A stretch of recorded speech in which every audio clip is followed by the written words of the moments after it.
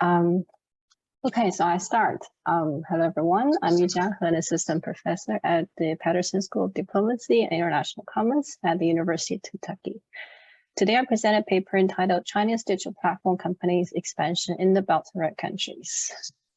This presentation will follow the structure, starting from the introduction, literature review, the methodology, and the key results and the conclusions. So the Belt and Road Initiative, I assume probably previous speakers already mentioned it. It's become China's defining foreign economic policy in emerging markets since its inception in 2013. The BRI aims to deepen the relationships between China and emerging markets across Eurasia, Africa, and Latin America. It has become a global endeavor with 139 countries joining by 2021. One more obscure part of the BRI is digital economy component known as the Digital Silk Road, or DSR as in short, has attracted growing attention. Scholarly analysis of Chinese digital expansion in emerging markets along the Belt Road is still nascent and predominantly focuses on traditional telecommunications infrastructure. Less attention is devoted to digital economy sectors beyond telecommunications, some of which are listed here, that the BRI also claims to support collaborations on, and to Chinese digital platform companies. So I don't think I need to talk, specific about what are digital platform companies are listed here in the slides, but just in brief, platform companies are important players in the ICT ecosystems, and Chinese platforms like Alibaba, Tencent, JD, ByteDance are important players in China's internet and also increasingly expanding on the global internet as well. Chinese platform companies are also primarily private-driven private sector firms, unlike state-owned telecommunication network operators like China Mobile or telecom equipment providers like ZTE or Huawei with close ties to the state. So as Chinese platform companies expand overseas, their expansion in the global south warrants further empirical analysis. The study explores the research questions. How do Chinese digital platforms engage the BRI in their overseas investment in emerging markets? And how do host country contexts influence the expansion of the Chinese digital platforms within the BRI countries? I would say the snapshot of the findings show overall a complex firm-state relationship in platforms overseas expansion in the BRI countries, and less on-the-ground influence of the BRI on firms' activities in the host countries, and what is often projected by Beijing or media and policy pundits. Commercial interests largely prevailed in driving the foreign investments by Chinese platform companies. And within the host countries, firms cautiously engaged the BRI in substance and rhetoric based on the local context. It remains largely a vague policy slogan. Importantly, host country contexts, including policy implementation, and labor market contexts, shape the expansion of the Chinese platforms. In the case of Indonesia, prompting them to align with host country governments' digital economy development agendas, also adapt to local realities implementation, and invest in local workforce capacity building. Moving on to literature. Current literature, especially in international relations, on Chinese ICT firms' engagement with the BRI, tends to focus on the telecommunications sector and the interests and the actions of the Chinese state, and implications for the great power rivalry in cyberspace. Such state-centric perspective, while certainly bearing important policy concerns, fail to complexify the interests and the actions of the Chinese companies, especially platform companies, the focus of the study, that are predominantly private sector firms having amassed significant transnational capital from domestic and global investors.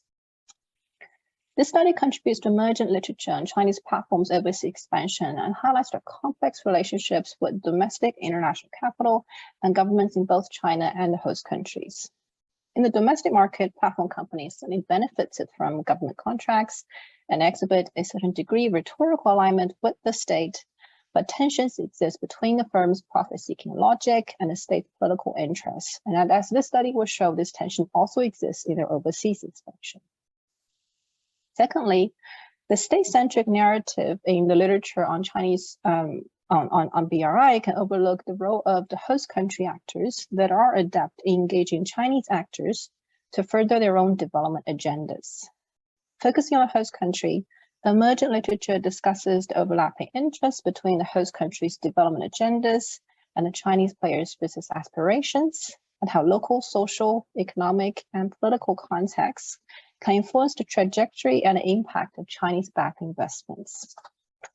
In this case, the study also contributes to this emerging literature, calling for a grounded empirical analysis of Chinese tech firms' overseas expansion.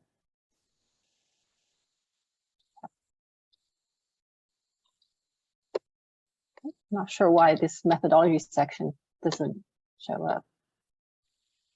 Okay, sorry. Let me try if it's possible to.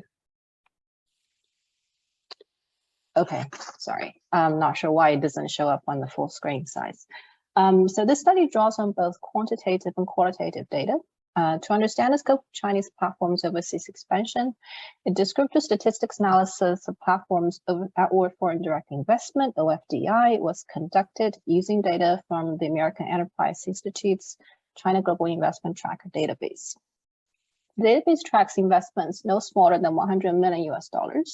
So smaller investments, such as venture capital investments in startups, are excluded, but it provides an overview of major investments. For qualitative analysis, the study presents a case study of Indonesia, the largest recipient country of the Chinese platform's OFDI among the BRI participating countries. It draws on fieldwork interviews with over 50 experts in informatics in Southeast Asia and China as secondary data such as policy documents and firm documents. Moving on to the results. First, a quantitative analysis of Chinese platform companies' overseas investments shows that since the first major overseas investment by Tencent in 2010, Chinese platforms have significantly expanded their global footprint. The new investments declined after 2017. Comparing OFDI in BRI participating countries, colored in blue, versus non-participating countries, colored in orange, you see that BRI countries consistently receive less OFDI in aggregate and suffered more significant declines in recent years. A breakdown, let me try to make it full screen, see easier. Okay, a breakdown of the top 20 destinations shows that major investments went to non-participating advanced economies like the United States and Western European economies and Northern European economies, and non-participating developing economies like India and Brazil, which suggests the prominence of commercial interests driving the platform companies' OFDI. For instance, Chinese platforms were drawn to India's large market and vibrant ICT sector, making India the largest recipient of developing country recipient of platform OFDI, despite the Indian government's rejection of the BRI. And the BRI participating countries among these top 20 destinations include Indonesia, Russia, Thailand, Turkey, and Pakistan. Now, for these countries, the BRI certainly can play a role in facilitating investments, but scholars have shown other factors at work. These are large emerging markets with strong growth potential and geographically proximate to China, making them attractive destinations for investments. And the local government policies and socioeconomic contexts can also influence the platform's expansion decisions. And the case of Indonesia further illustrates this, which I'll present next. So for Indonesia, it has a population of more than 270 million people, the world's fourth largest. It has 200 million internet users and 98% mobile phone ownership. So this is Southeast Asia's largest digital market. And Chinese platforms such as Tencent, Alibaba, JD have expanded into Indonesia by investing in local companies or establishing subsidiaries. Study shows that commercial interests largely drove the Chinese platform's expansion, as interview quotes, some of which are shown here. The Chinese market has experienced a slowdown in recent years, whereas Indonesia offers strong market growth potential with rising internet penetration, a growing middle class with access to disposable income, and mobile internet. Indonesia also enjoys a demographic bonus, with most of the population aged between 15 and 64 years, the so-called productive age population, the prime market for platform services. In some industries, China's domestic regulatory tightening also led to the firms seeking growth opportunities overseas. Now, in comparison, the Belt and Road Initiative provides limited direct incentives for the firm's expansion on the ground in Indonesia, as interviews showed. The BRI was largely viewed as a macro-level framing for collaboration with limited incentives and influence for the private sector players, and it was far from a direct driver of business deals. For instance, according to an executive of JD's local subsidiary, JDID, JDID is the first major overseas expansion for JD and is purely private sector driven. The vagueness of the BRI as a high-level policy framework also allowed some companies to employ the BRI discourse in ways deemed suitable for their business interest. So, for instance, one of the firms I interviewed linked their expansion with the BRI at home, which seemed to be part of the domestic public relations strategy to promote the internationalization and to liaise with government and players within China. Whereas their executives in charge of the overseas market on the ground were not aware of the BRI or the firm's public relations efforts at home, saying they have virtually no impact in Indonesia. Other firms, such as the one listed here on the right, in quotes listed here on the right, even directly avoided the BRI rhetoric in Indonesia, as it can be a sensitive topic and not conducive to business promotion. Now, admittedly, Indonesia's history of anti-Chinese ethnic bias and opposition politicians' use of anti-BRI messaging likely made Chinese tech companies employ a more delicate approach. Still, this shows the impact of the BRI on the ground is not as far-reaching as it is often projected by Beijing and assumed by pundits, especially for private sector digital platforms expansion, and is highly dependent on local context. And moving on to the host country's role. For Indonesia, the host country has an interest in attracting foreign direct investment to bring much-needed capital and technology to propel its digital economy development. As interviews showed, local investors are risk-averse, and without the capital from the Chinese and other foreign players, it is hard to achieve the scale of Indonesia's digital economy today. And also because of lack of technology development, the tech industry is highly dependent on foreign technologies, which the Chinese companies can provide. The Indonesian government promotes foreign direct investments into its digital economy sector, which interviews viewed as more open compared to the other sectors. Digital economy sectors also became part of the pioneer industries, and larger investments can qualify for tax holiday. For platforms looking to expand to the country, finding an Indonesian local partner and guaranteeing Indonesian minority ownership, or in some industries, majority ownership, is still required, except in very large investments in certain industries.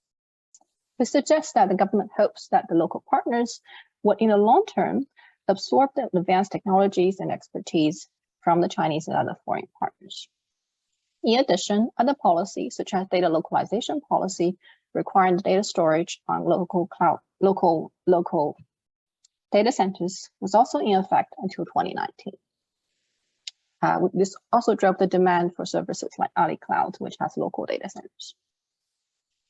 As a result, Chinese platforms found it important to seek local partners for business expansion. According to interviews, many platforms found local partners through mutual business contacts or employees with overseas experience. Indonesia's large ethnic Chinese population, which also owns some of the country's largest conglomerates, and many businesses were also natural business partners. Now, similar to many other developing countries, in Indonesia, policy as stated were not always implemented. And the reality of policy implementation also shaped Chinese platforms' businesses on the ground. Interviewees noted challenges for Chinese companies, such as bureaucratic hurdles, regulatory uncertainty in investment approval, and business licensing processes. This also prompted many Chinese companies to rely on local partners, business consultants, and law firms to navigate policies and deal with government agencies. In some cases, this also led to the companies exploiting the gaps in implementation, such as using pseudo-Indonesian business partners in registration and circumventing the rules for requiring storage on local data centers. Now, besides the factors of policy and policy implementation, Indonesia's labor market context, characterized by local talent shortage and the country's pro-local workforce development policies, also prompted the Chinese invested platforms to invest in local capacity building. Indonesia faces an acute talent gap as it produces only 278 engineers per 1 million people every year. And to promote local workforce development, the government also employs a carrot and stick approach. Foreign invested companies may choose to hire expat workers, but getting the work permits can be cumbersome. And the Ministry of Manpower requires every foreign worker hired to have an appointed Indonesian companion employee. And the foreign worker needs to train the apprentice with the goal of knowledge and technology transfer. The government has also unveiled the so-called super deductible tax incentive for local R&D and workforce development. Now, Chinese platforms, as newcomers, they're not as reputable as Western firms like Google among local engineers, so they face intense competition for local talents. Some of the quotes shown here. Firms were prompted to invest in local talent training and retention and align their business operations and corporate social responsibility efforts with local workforce development priorities.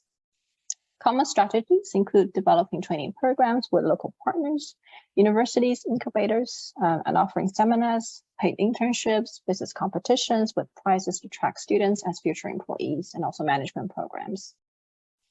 In conclusion, this study shows that contrary to the level of coordination that was often projected by Beijing and perceived by many commentaries, the Belt and Road Initiative has had a limited impact on Chinese digital platform companies' expansion on the ground.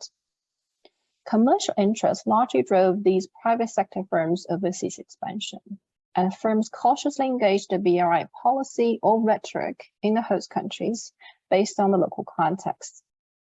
Host country contexts, including policies, policy implementation, labor market factors, have shaped the platform's expansion, prompted Chinese platforms, in the case of Indonesia, to invest while seeking local partners, adapting to the realities of policy implementation, and localizing their workforce.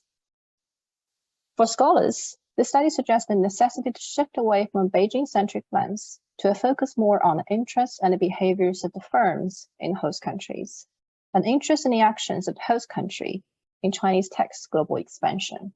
It concurs with the growing call for studying Chinese platforms, not as merely extension of the state, but as a dynamic process involving domestic international capital and players both in China and in host countries in their overseas expansion. It also suggests the opportunities exist for host countries to foster development gains from the influx of Chinese capital and technology. Thank you very much. I look forward to your comments and suggestions and feedback. Thank you. Can everyone hear me? Hello everyone, my name is Xiaofei Han. I am a PhD candidate in the program of Communication Media Studies in Carleton University, which is based in Ottawa, Canada.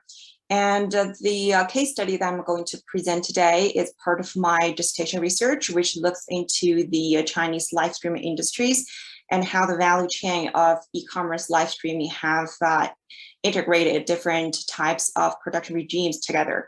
And for today's presentation, I'll look into the case study of Alibaba's Lazada, as well as its live streaming session, Last Live in Southeast Asia. So a little bit background for the Chinese e-commerce live streaming in Southeast Asia, the case that I selected. I chose Lazada, which is the company, the subsidiary owned by Alibaba, which is among the leading players in the e-commerce industry, as well as the e-commerce live streaming industries in South Asia. And I selected 6 countries from the East Asia area, which are the markets for Lazada. For people who are not very familiar with Last Live or e-commerce live streaming, I have 4 screenshots of Last Live here. So we can see that there are different types of streamers streaming on the platform. So there are entrepreneurs, like individual shop owners, and there are also like retailer streamers who are live streaming from their warehouse to sell products.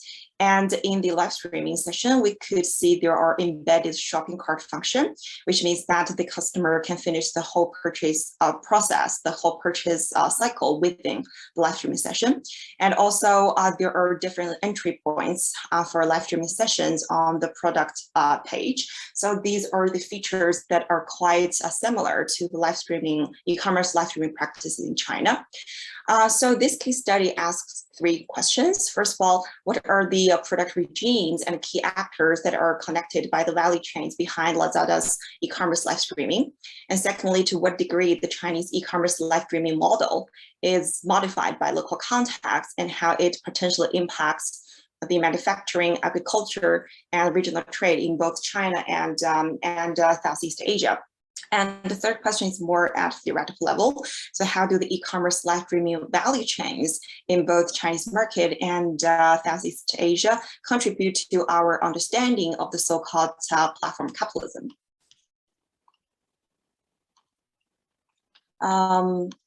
So a little bit background on the Chinese live streaming industries. It is quite a new industries, and some people might not be very familiar with it. So first thing to know, this is a booming sector, probably like the most popular economic, the digital economic sector in China so far, and recently, I mean. So according to the data released this year, there are over like 700 million live streaming users in China, which accounts for over 60% of the total online population in China. And among these users, almost 500 million are e-commerce live streaming users. So e-commerce live streaming have become the most popular live streaming genre in Chinese market, replacing the more traditional type of live streaming, such as gameplay streaming, which is more popular in the North America market, I suppose, led by platforms like Twitch. And on here, I list the major or the leading players in the e-commerce live streaming, and the market are dominated by 3 companies, ByteDance, Alibaba, and Tencent. And Alibaba and Tencent are also significant shareholders in other e-commerce live streaming players such as Kuaishou and Bilibili. And some key trends about live streaming industries that are enough to be characterized, I hope, as Chinese live stream model. So the first trend is what I call there is a pan-live streamization of digital platforms in China. So we could see on the right part of the slides, there are convergence and blurred boundaries between different types of social media platforms in China. So we could see key categories of social media platforms, ranging from social media platforms like WeChat, the traditional one, like WeChat, Weibo, to like video sharing, to music streaming, to even travel apps. They're all adopting live streaming session in their website or in their app as a key business strategy to boost their interactions and popularities among users. And then there is a very tight integration between live streaming industries and e-commerce businesses in China, which is the key characteristics that has distinguished Chinese live streaming industries from the practices in European and the US market. So we could see basically all the key e-commerce platforms have already adopted live streaming, like Taobao, Tmall, Jingdu, Pinduoduo, and so on and so forth. And at the same time, all major live streaming and short video platforms have adopted e-commerce transactions as their key business model. So there is really no way to draw the line between what is social media platform, what is an e-commerce platform, and what is a live streaming platform in China right now.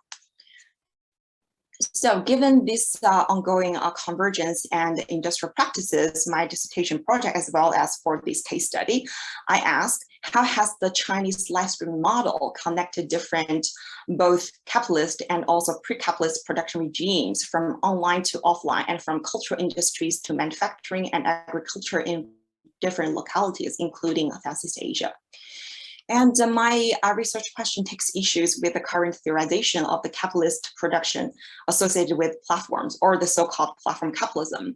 So I listed some of the most popular theorizations in my own field, in the field of communication media studies, as well as in platform studies.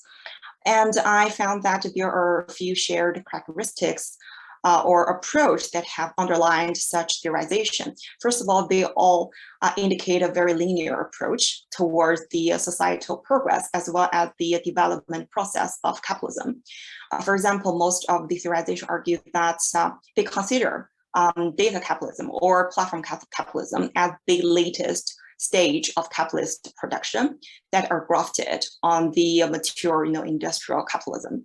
And secondly, it is quite homogeneous or European-centric, I would say, because most of the literatures are derived from the Anglo-European experiences in which digital technologies are introduced when industrial capitalism have come to their maturity. However, this is not quite the case for developing states, and the experiences in developing markets are excluded or missing from the theorization of platform capitalism. For example, in countries like China and also Southeast Asia, the process of industrialization and the digitalization are actually proceeding hand in hand. So they're quite integrated during their implementation, respectively. And third, most of this theorization also suggests a quite diffusionist view when it comes to the development or spreading of platform technologies and its associated business models and even digital cultures. For example, those technologies and models are very often considered to spread from the more advanced centers such as US or China, the new pole in the global digital economy, or metropolitan areas to the so-called peripheries like the emerging markets or rural areas. And at the same time, data extraction are very regarded as the primary, if not the sole, accumulation models for digital platform companies. And at the same time, the long and deep connections between platforms and the manufacturing and even agriculture are not properly addressed in existing literature and not properly examined as well. Therefore, for my own research, I draw on three sets of key concepts from three fields: political economy, international studies, as well as platform studies. First of all, I draw on the concept of the uneven and combined developments within and between societies. So within society basically refers to the domestic market of China. So what I call like the key characteristics that I theorized from like the practices of Chinese market in which Chinese live streaming have developed and emerged is the digitally connected fragmentations in China after 40 years neoliberal reform, because there are dividing gaps between socioeconomic groups in China after 40 years, open and reform policy. And at the same time, such social fragmentations are connected by digital technologies, thanks to telecom miracle, so known, that are implemented, that is implemented by Chinese government. And also there are uneven and combined developments between societies. That is also very relevant to the analysis of the expansion of Chinese e-commerce platforms in Southeast Asia. So there are uneven developments between China and Southeast Asia. And at the same time, there are also uneven developments between Southeast Asian states within the area, which are connected by trading, investment, as well as platform value chains, such as e-commerce live streaming value chains. And the second concept I'm trying to apply to my analysis is spatial temporal fixes for overaccumulation in more established capitalist regime. And this approach suggests that the less developed markets, no matter it's within or outside of the national state, they shouldn't be posited as external. Instead, there are constitutive parts of the capitalist reproduction in developed markets. And the third concept I draw on is the affordance from platform studies, and I try to develop an argument about the liveliness at the new affordance for live streaming platforms. And I want to examine its potential in updating the practices of just-in-time production in manufacturing. And the method I've been using is combined method. I I do analysis of different type of documents and sources. And I also visited 29 Taobao villages in town so far, which is nothing compared to the overall number, because in China now there are over like 7,000 Taobao villages and towns. At the same time, I also visit 26 live streaming bases. Some of them are located in the Taobao villages, some are not. And I also do online ethnography on selected platforms on Taobao, Douyin, and Kuaishou for the domestic market, and Lazada and Shopee for Southeast Asian market. And I, at the same time, also do interviews for different actors along the value chains of the live streaming. And both the ethnography and interviews are still ongoing process and will be finished by the end of this year. And before getting into the analysis of the development of Lazada in Southeast Asian country, I want to spend a little bit more time talking about the key components of Chinese live streaming model, because when we're talking about, the development of Chinese e-commerce platform in another market, we're not talking about, single platform like Lazada or Shopee or some others. We're actually talking about a very structured business, a set of very structured business strategies, as well as mentalities that these leading companies have developed over years of experiences, operating and being successful in Chinese market. So I think it's very important to deconstruct the model of the Chinese live streaming. And I'll also use this model as a diagram or map for my analysis of the Southeast Asian countries. So there are like three key parts that I identify. The first one is cultural production that basically occur in the live streaming sessions on live streaming platforms. And it has features of what I call interactive and spontaneous.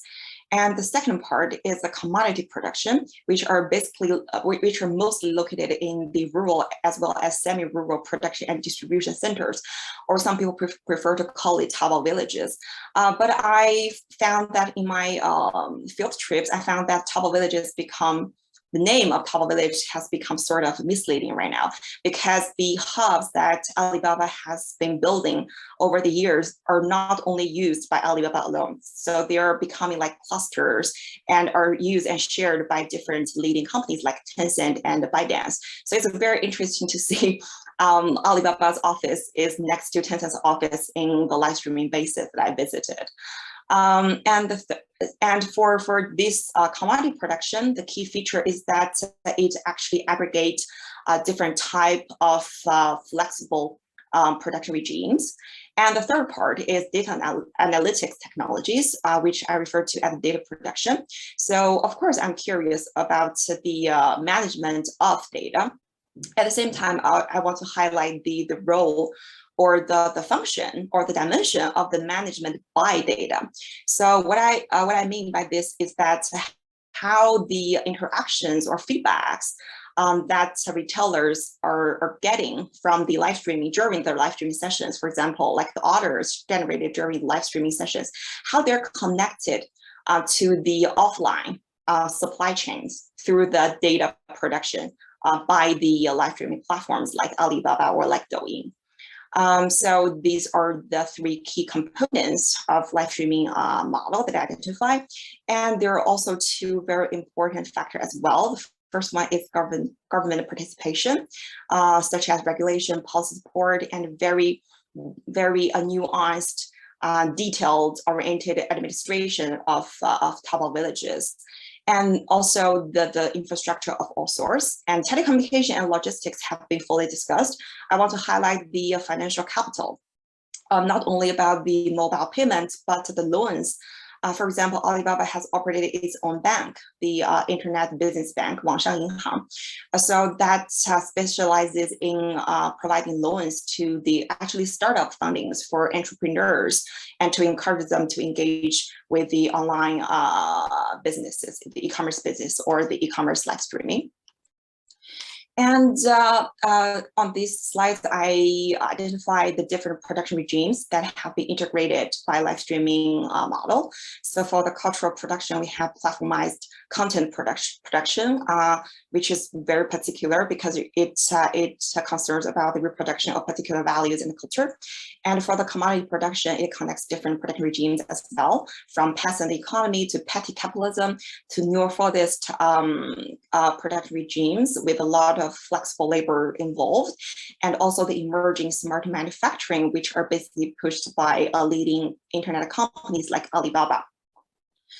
The Chinese live streaming model has demonstrated that platform capitalism is not the latest stage of capitalism.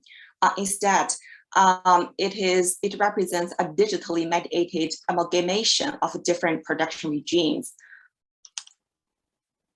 And now, Southeast Asian, some basic facts. I'm kind of close to my time, so I'll just be quick and brief here. So they're both like emerging economies with huge young population, and it has a very good internet penetration rate. Because I remember like the internet penetration in China is even lower. I think it's around 73%.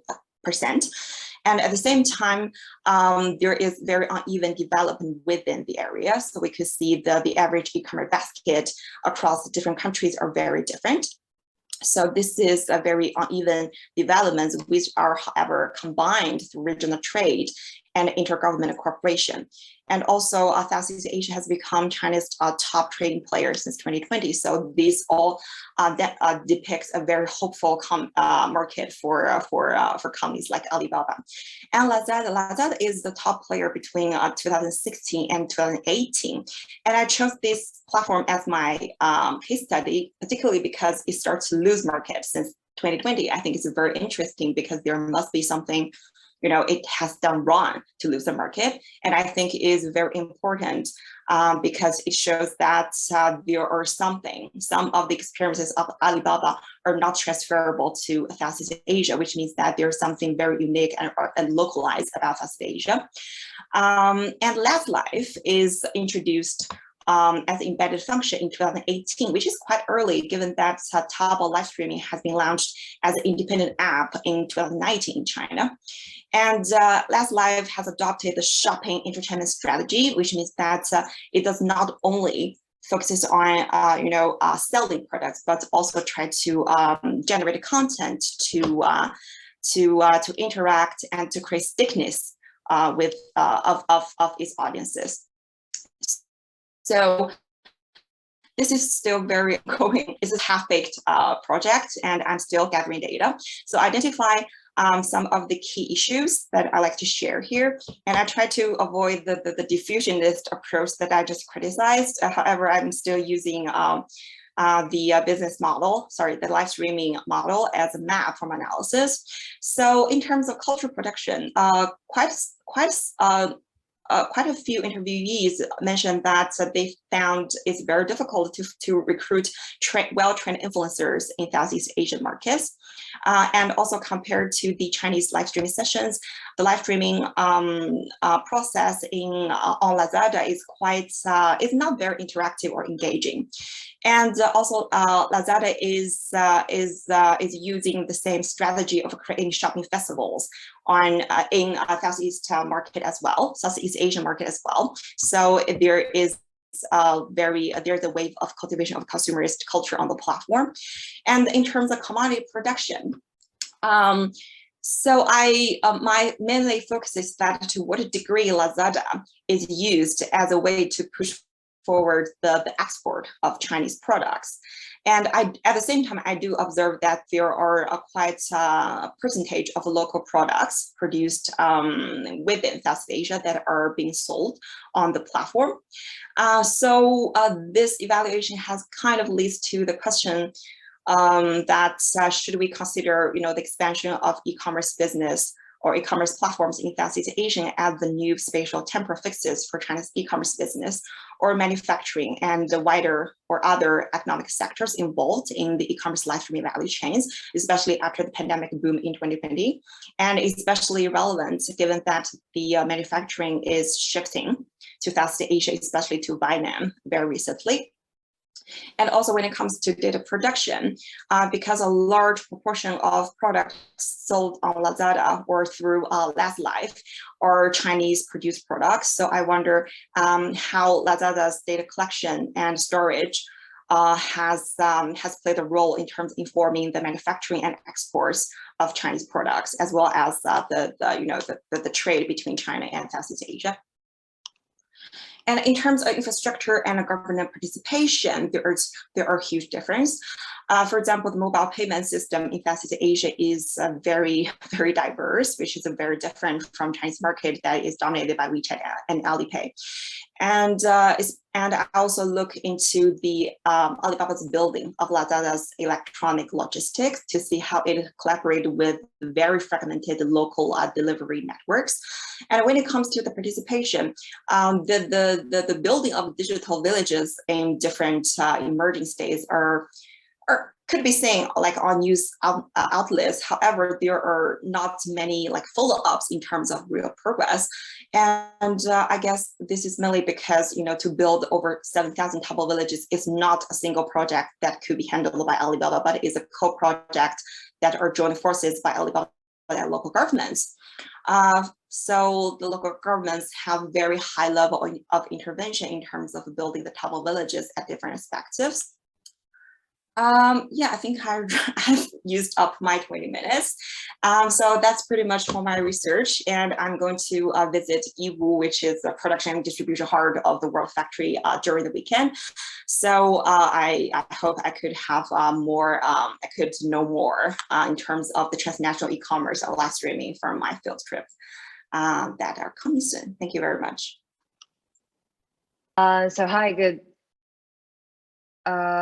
So hi, good morning, afternoon, evening, wherever you are. It's such a great pleasure to get engaged in the workshop. Thanks for having me. I'm DE, and I'm a first-year DPhil student at the Oxford Internet Institute. My research is actually broadly focusing on platform governance at the content level, so more about how users are making sense of the content moderation system, how platforms are setting the agenda. So it's more the agenda setting power of the platforms.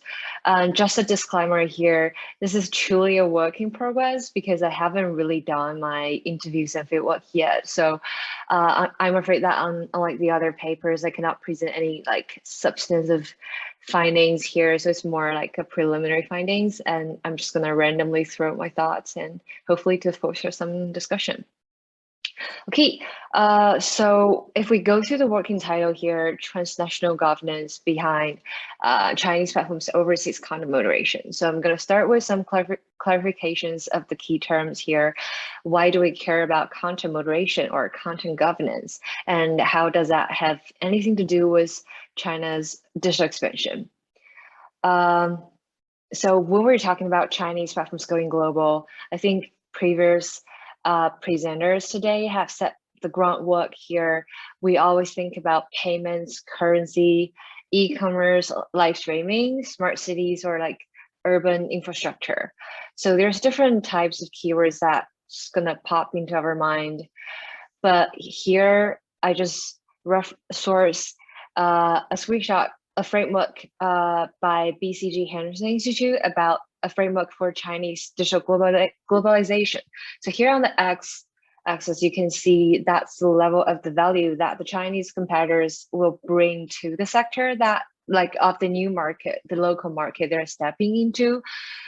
So for instance, Chinese digital companies are usually strong in the mobile internet and in developing businesses that's just combine the online and the value chains. And the y-axis weighs the costs of stepping into the overseas and achieving success in the overseas market, which varies by sector. And here you can see there's one specific types of platforms that that could be easily adding value to the local market with the minimum costs of achieving success, and that's the user-generated content platforms, which include TikTok and Bigo Live. So here I just list the political economy of the analytical keys of this study are primarily drawn from the political economy of transnational governance. So there's a bunch of literature talking about digital governance and internet governance from different layers. And from the bottom level here, you can see we talk about infrastructure and transportation. And there's different associated factors related to that, like the accessibility of the ICT technologies, the specific country's philosophy of foreign trade. And in the middle level, we can see the management, the codes or the protocols related to either domain name structures, data centers where the data is stored, how the data is transferred, and which cloud services providers a company is choosing, which is all related to different national security concern or the jurisdictional or ownership control factors. And on the top level, there's different content services, which is related to the media diversity, the sensitivity to international speech norms and different culture norms of a specific platform. So the content layer here, I argue, is the main battleground of the public attention and governmental efforts on those user-generated content platforms. And this is where the legal and institutional governance infrastructure are kind of incorporated into this discussion. But the analysis of the platform's content moderation is not only limited to this content layer, it also includes a more nuanced analysis of examining the technical protocols, the codes, and also the infrastructure level, such as the hosting providers, the data centers, and also the domain name registers. Literatures on institutional legitimacy can help us get the insights of why platforms are governing the content online. So here are actually a bunch of different stakeholders getting engaged in this process of governing the content. So platforms have some leeway to adapt this different infrastructure to different contextual variations. The local governments they're trying to stepping into are also incorporating a variety of new school, non-legal approaches. They're pressuring the platforms to remove certain content. It's either through implicit or explicit threats of legislation or regulation. But more importantly, the users are the lifeline of those UGC platforms. So the users on these platforms in different local country cases are sort of making sense of the system and reorienting their online behaviors to suit this content moderation system, which serves as another structural power in transnational content governance. So here we go back to the title, why we're studying TikTok as a case study. So obviously, if you remember the slides, TikTok is one of the largest commercial success among all those user-generated content platforms. And if you see the global average monthly hours spent per users here, TikTok is definitely among the top in 2021. But if you see the growth rate here, so it's kind of the same as Facebook, but if you see the growth rate over the past 5 years, that TikTok has kind of experiencing exponential growing rate among different overseas market, and it was definitely the standout winner in user engagement across 2021. So the average TikTok user now spends around 20 hours a month in the app globally, but excluding China. So that's when we're talking about the parallel universe, which is often occurring when we talk about Chinese social media platforms. So we have two different versions of same types of applications. We have WeChat and Weixin, and we have Douyin and TikTok. We have Weibo and Twitter. So that's often the parallel universe is often how Chinese platforms are kind of dealing with is Chineseness and the Chinese root. So the increasing global presence of TikTok has actually being intermingled with a distinct platform logic and the duality of its corporate identity. So on the one hand, the TikTok has been trying to carefully manage its Chineseness. It wants to articulate the ground rule of its content governance policy, while it also wants to gain the legitimacy among different local users and remain contextual and flexible with their moderation efforts. And it also needs to bargain with both its domestic political pressure and the foreign governments there tries to step into, and demonstrate the good faith to the local users and foreign governments to the extent possible without defying its own government. So why Southern and Southeastern Asia here? Here we just see the user landscape of the countries with the largest TikTok audience as of January 2022. Indonesia, Vietnam, Philippines, Thailand, Malaysia, Pakistan are among the top countries with the largest TikTok audience around the world. And actually here, India was TikTok's largest market before it was banned in mid-2020. So TikTok's user base in India was, at that time, was approximately twice as big as in the United States. But before the platform was banned from the Indian market, approximately 4 times as many videos were removed in India as in the United States, which we'll talk about later. And why, like, Southeast Asia and Southern Asia countries are like, what are the same positionalities that they're sharing? They're the most like alluring going out destinations for China-based social media platforms, and they're the centerpiece of the country's like foreign policy strategies, and in particular the most active neighboring nations in China's BRI initiative. But and often these countries have the moderately overall internet penetration rates. So here we can see the SEA countries are kind of experiencing a shift towards a mobile first industry. So together with its demographic development powered by the young and quickly urbanizing generation, which boosts the power of those online short video streaming in this region. So that's why the SEA and SEA region are mostly the most alluring destinations for all those short video platforms. So the main question I'm arguing here is, how does TikTok establish its institutional legitimacy through content moderation among users in several Southeastern and Southern countries, including India, Pakistan, and Indonesia, which is selected based on the user base and the content removal rates?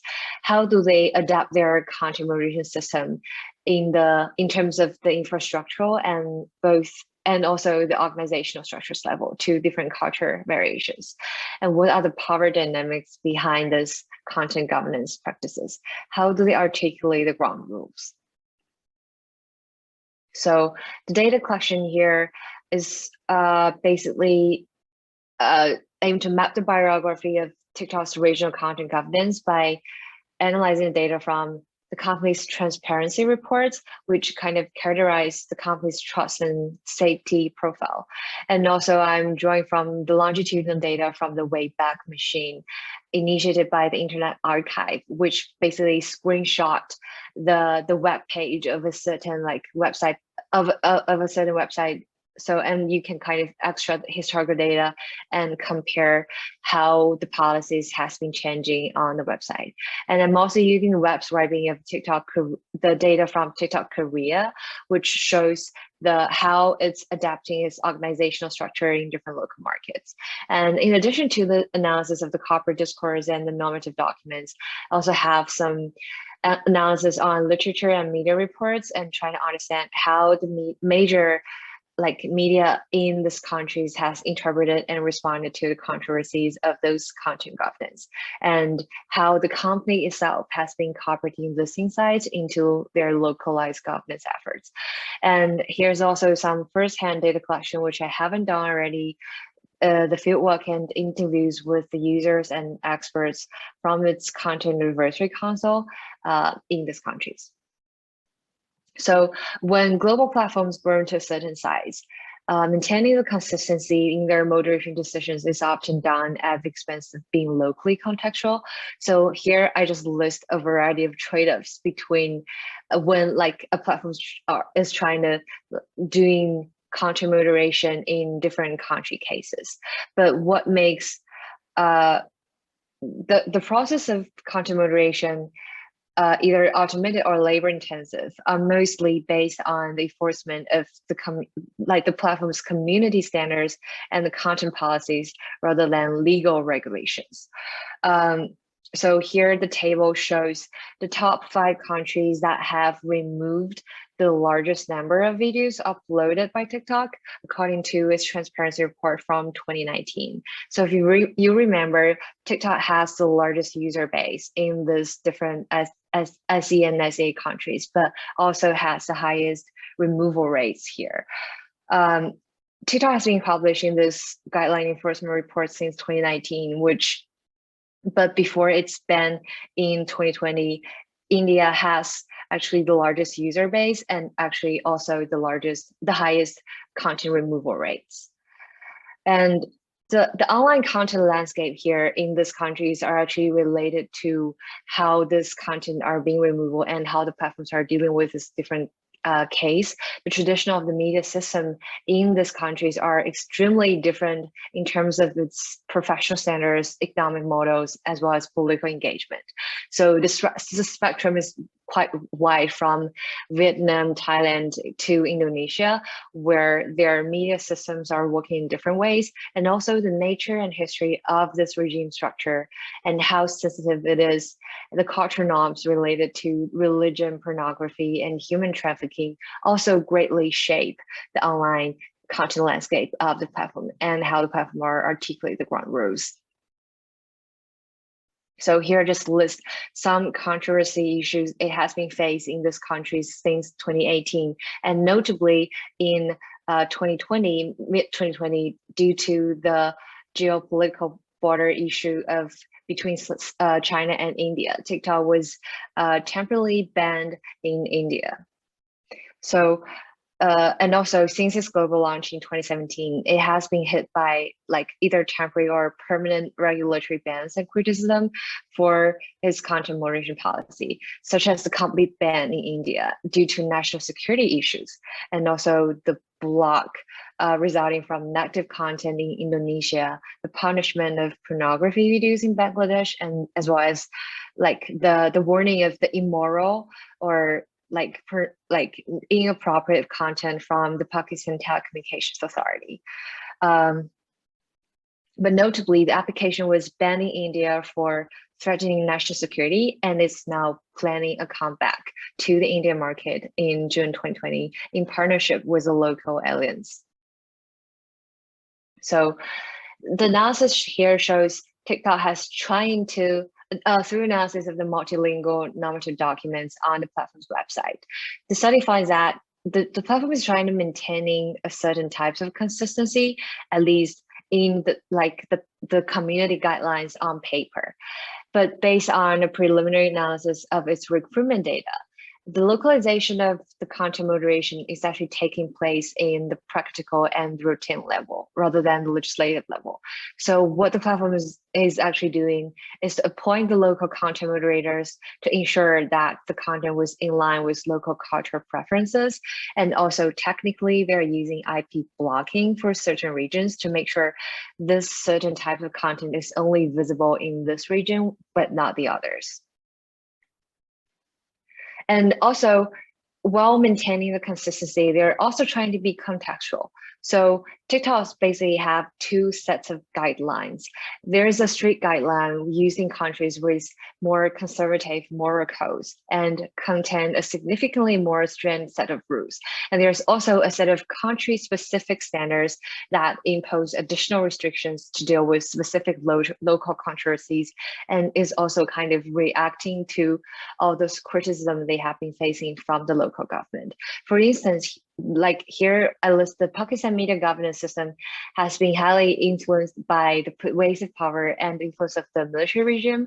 So the content regulatory framework of TikTok remains both inconsistent and intermittent.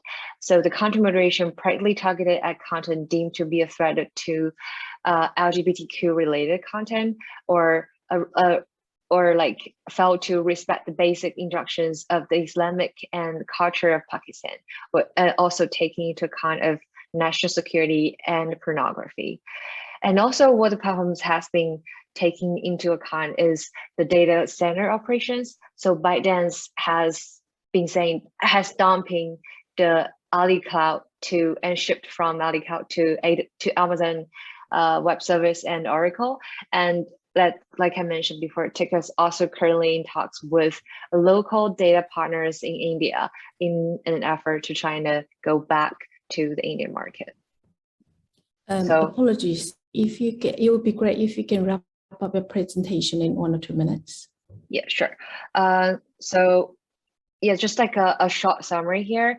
So by just really analyzing TikTok's data practices in this country cases, I'm actually trying to contribute to the existing model of how the social media platforms are governing the content and what are the geopolitics behind these platforms, and sort of pilot a novel approach to sustainable comparative dialogue to the ground cutting edge policy. And also this study could also be like informative to the future fairness design of the, like how platforms can make the design of this like digital interfaces more explainable and more interpretable, and how should human algorithm combined content moderation systems look like in order to ensure it's ethical and explainable that benefits all. Okay. That's it.